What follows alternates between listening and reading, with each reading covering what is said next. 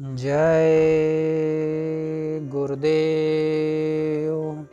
जय गुरुदेव। नाम किसका? प्रभु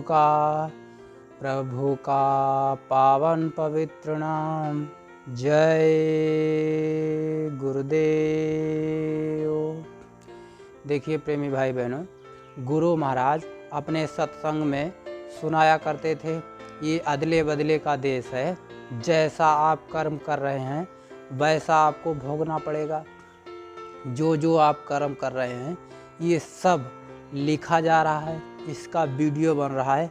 जैसे ये वीडियो बन रहा है ऐसे ही कुदरती कैमरा लगा है। गुरु महाराज अपने सत्संग में सुनाया करते थे, दो दूत आपके साथ में हर समय रहते हैं। एक दोनों कंधे पर दूत बैठे रहते हैं। एक नेक और बद कर्मों को, आपके एक एक कर्मों को लिखता है। एक पूरे जीवन की फाइल बनती है, किताब बन के तैयार हो जाती है। और एक पूरे जीवन का वीडियो रिकॉर्ड करता है। आप 7 फाटक के अंदर कोई बुरा कर्म कर रहे हैं वो भी आपका लिखा जा रहा है। साक्षात उनके पास प्रमाण होता है। जब हमारी लोगों की जीवात्मा ऊपर जाती है तब हम लोग कहते हैं भाई हमने ये बुरा कर्म नहीं किया है, तो यमदूत ऊपर ये दिखाते हैं, कहते देखो तुम नहीं और कौन है।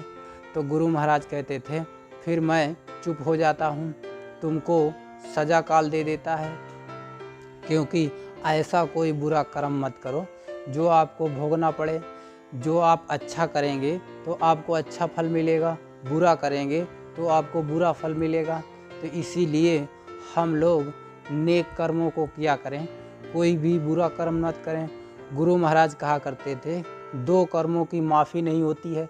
देखिए, एक पराई माँ बहनों के साथ बुरा कर्म करने वाले, दूसरा मांस मदिरा खाने पीने वाले, ये जल्दी माफ़ी नहीं इन कर्मों की होती है।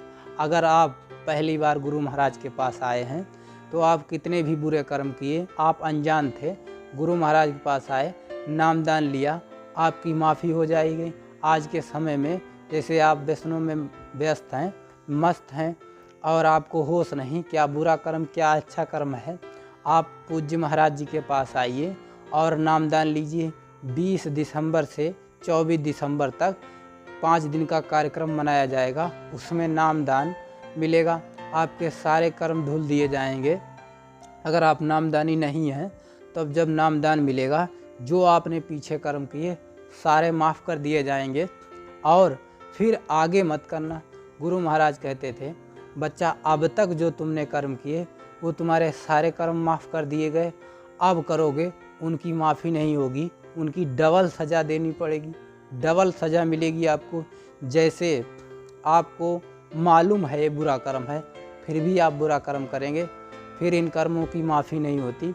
गुरु महाराज जी अपने सत्संग में बराबर बताया करते थे सत्संगी को विशेष ध्यान रखना चाहिए, कोई बुरा कर्म ना होने पाए, उसका पश्चाताप करना पड़ेगा, उसको भोगना पड़ेगा। सत्संगी लोग कहते हैं हम बहुत परेशान रहते, हमारा भजन नहीं बनता और हम दिन रात परेशान रहते और भजन भी करते हैं। गुरु महाराज कहते थे बच्चा तुम्हारी मानसिकता साफ नहीं है। गुरु महाराज कहते थे तुम पवित्र हो करके भजन किया करो, तब तुम्हारा भजन बनेगा, सब काम सफल होंगे। अपने गुरु पर भरोसा रखा करो। गुरु महाराज कहा करते थे आपको अगर गुरु पर भरोसा नहीं है तब आपका कोई काम बनने वाला नहीं।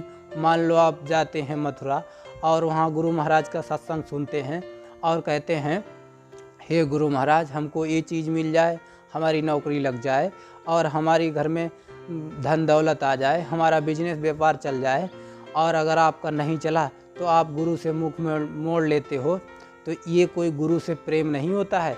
गुरु महाराज अपने सत्संग में बताया करते थे देखो बच्चा यहाँ आया करो तो अपनी जीवात्मा के कल्याण के लिए आया करो।